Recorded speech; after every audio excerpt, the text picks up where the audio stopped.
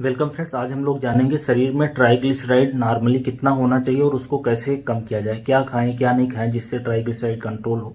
तो ट्राइग्लिसराइड का मतलब है एक तरह का ये फैट है, लिपिड है, जिसके बढ़ने से होगा क्या कि जो हमारे शरीर के अंदर हार्ट संबंधी प्रॉब्लम होने का खतरा बढ़ जाता है, डायबिटीज का खतरा बढ़ जाता है, हाइपरटेंशन का खतरा बढ़ जाता है। और इसके अलावा ब्रेन के अंदर लकवा होने की शिकायत है, किडनी खराब होने की, आंखें खराब होने की, जो शरीर के अंदर खून बहता है, स्पीड है वो कम हो सकती है हाथों पैरों में। तो इस तरह से ट्राइग्लिसराइड बढ़ने का शरीर में नुकसान होता है। अब कितना होना चाहिए नॉर्मल, सबसे पहले वो बात करते हैं। तो ट्राइग्लिसराइड की जो नॉर्मल वैल्यू है वो 150 मिलीग्राम पर डेसीलीटर से कम होनी चाहिए। ट्राइग्लिसराइड एक तरह का लिपिड है, फैट है, जो ज्यादा खाने में, तेल होने से, ज्यादा फैट खाने से हमारे शरीर में आ जाता है। ट्राइग्लिसराइड बेसिकली क्या है, जो फैट है उसका स्टोरेज फॉर्म है। जब भी हमारे शरीर में ज्यादा कैलोरी आ जाती है खाना खाने से, तो जो एक्स्ट्रा कैलोरी होती है उसको शरीर ट्राइग्लिसराइड के फॉर्म में स्टोर कर देता है, या तो स्किन के नीचे या आर्गन के आसपास या लीवर के अंदर। इस तरह से ट्राइग्लिसराइड जमा हो जाता है।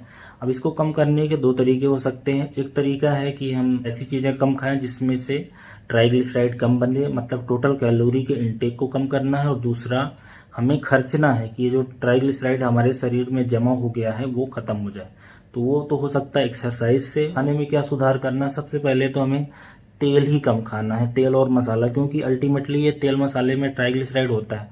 जो वेजिटेबल ऑयल होते हैं वो ट्राइग्लिसराइड का बड़ा सोर्स होता है। तो उसको कम करने के लिए सबसे पहले हमें ऑयल पे कंट्रोल रखना है। तो जब भी सब्जियां खाएं उसमें तेल कम डालें, या कोई भी ऐसी चीज जिसमें तेल की जरूरत होती है, हमें फ्राई करने की जरूरत होती है, उसको कम से कम यूज करें। अब दिन का कितना यूज करना है, 35 से 40 मिलीग्राम, इससे ज़्यादा यूज नहीं करना है तेल। तो एक तो तरीका हो गया कि हम तेल कम कंज्यूम करेंगे तो ट्राइग्लिसराइड का लेवल कम हो जाएगा। दूसरा क्या कर सकते हैं, शुगरी चीज़ें होती हैं, जो मीठी चीज़ें होती हैं, उनसे कैलोरी शरीर के अंदर ज़्यादा आती है। तो मिठाई हो गई, या शुगरी ड्रिंक्स हो गए, या चॉकलेट, केक, कैंडी, पेस्ट्री, इस तरह की चीज़ों को कम से कम खाना बेहतर रहता है। क्योंकि अगर एक्सेस में कोई भी कैलोरी होगी वो ट्राइग्लिसराइड के फॉर्म में शरीर में कन्वर्ट हो जाती है। तो इस बात को हमेशा ध्यान रखना है कि अगर ट्राइग्लिसराइड बढ़ा है तो इसका मतलब कि सिर्फ तेल मसाला नहीं कंट्रोल करना है, जो शक्कर वाली चीजें हैं उसको भी कंट्रोल में रखना है। और ऐसे ही लो कार्ब डाइट अगर फॉलो करो तो ट्राइग्लिसराइड की जो लेवल है ये कम हो जाता है। तो और इसके अलावा जो एक इम्पॉर्टेंट चीज है, वजन का कम करना, क्योंकि जैसा कि मैंने बताया कि जो ट्राइग्लिसराइड है वो जो फैट है उसका स्टोरेज फॉर्म है। तो अगर आप अपने वजन को कम करते हो, इसका मतलब क्या होगा कि फैट कम होगा शरीर में, मोटापा कम कम होने का मतलब फैट कम होगा। फैट कम होने से ट्राइग्लिसराइड आपका कम हो जाएगा। तो वेट लूज करने के लिए जो तरीके हैं, एक तो तरीका है खाने पे नियंत्रण करना, अगेन जो स्ट्रेस एंजाइटी है उसको कम रखना, तनाव कम रखना, और इसके अलावा जो एक्सरसाइज है उसको करना। 3 तरीके से वजन कम होता है। तो वजन कम करने से ट्राइग्लिसराइड की वैल्यू अपने आप धीरे धीरे कम होगी। इसके अलावा खाने में जो फाइबर डाइट है उसको बढ़ाना है।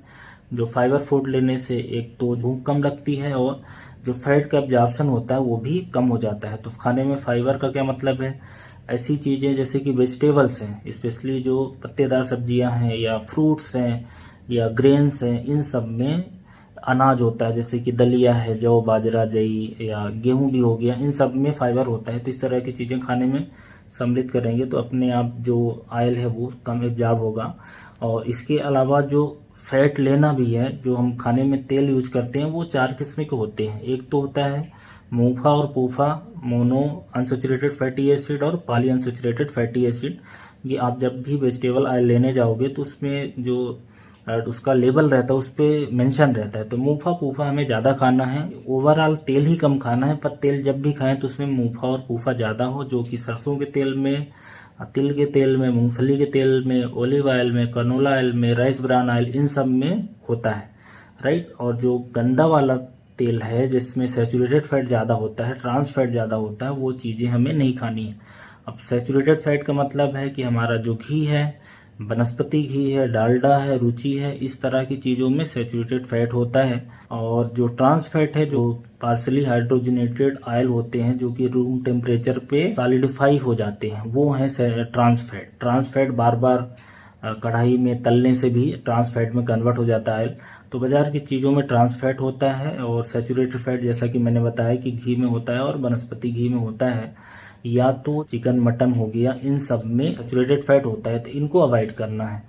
और डेयरी प्रोडक्ट्स हैं जो फुल फैट वाले हैं, डेयरी प्रोडक्ट्स ले सकते हैं, जैसे कि छाछ ले सकते हैं या दूध उबाल के उसकी क्रीम निकाल दें, ऐसा खा सकते हैं। बट अगर सैचुरेटेड फैट जाएगा तो ये ट्राइग्लिसराइड फिर शरीर के अंदर बढ़ जाता है। इसके अलावा रेगुलर एक्सरसाइज करना है। अब ये देखा गया है कि एक्सरसाइज करने से जो शरीर के अंदर ट्राइग्लिसराइड है वो कम होने लगता है, क्योंकि एक्सरसाइज के दौरान हमारा शरीर कैलोरी बर्न करता है, उसके साथ में फैट भी बर्न होता है और ओवरऑल ट्राइग्लिसराइड कम हो जाता है। तो रेगुलर एक्सरसाइज 30 से 40 मिनट सबको करना चाहिए। इसके अलावा एल्कोहल एक बड़ा कारण है ट्राइग्लिसराइड का बढ़े होने का, क्योंकि एल्कोहल में होती है फ्री कैलोरी। अगर आप कोई भी आदमी शराब पीता है तो उसके शरीर में फ्री कैलोरी ज़्यादा आएगी और जो ट्राइग्लिसराइड है वो उसको ज़्यादा बनाने लगता है, लीवर ज़्यादा बनाने लगता है। रेगुलर डाइट प्लान फॉलो करें, दिन में एक फिक्स समय पे खाएं, खानों में हरी सब्जियां आपकी होनी चाहिए, या तो कुछ सप्लीमेंट्स भी आते हैं जो ट्राइग्लिसराइड के लेवल को कम कर सकते हैं, जैसे कि ओमेगा 3 फैटी एसिड है या कोएंजाइम Q10 है। इसके अलावा खाने में जो प्रोटीन है, वो प्रोटीन खाएंगे तो उससे होगा क्या कि फैट की क्वांटिटी और कार्बोहाइड्रेट की अपने आप कम होगी। तो प्रोटीन खाने से जो ट्राइग्लिसराइड है उसको कम करने में मदद मिलती है। तो प्रोटीन के जो वेजिटेरियन के लिए सोर्सेस हैं वो सोयाबीन के जो प्रोडक्ट्स होते हैं, बढ़िया हैं, या सोया का पनीर, टोफू आता है, या मिल्क भी आता है, या प्रोटीन के लिए दालें यूज कर सकते हैं, उसमें फाइबर भी मिल जाएगा और प्रोटीन भी मिल जाएगा।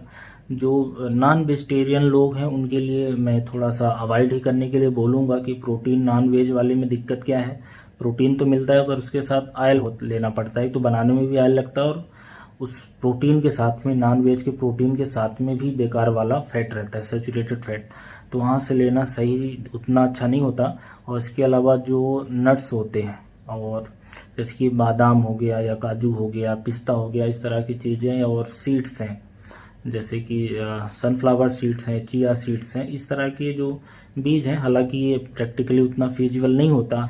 तो ये कुछ तरीके हैं जिससे हम बढ़े हुए ट्राइग्लिसराइड को कम कर सकते हैं। एक चीज़ आपको समझनी पड़ेगी कि ट्राइग्लिसराइड जो वेजिटेरियन ओरिजिन के फूड्स होते हैं, राइट, उसमें ही ये मिलता है। मतलब खाना कम कर देंगे तो ट्राइग्लिसराइड 100% कम हो जाएगा, फिर उसके लिए दवाई लेने की ज़रूरत नहीं होती है।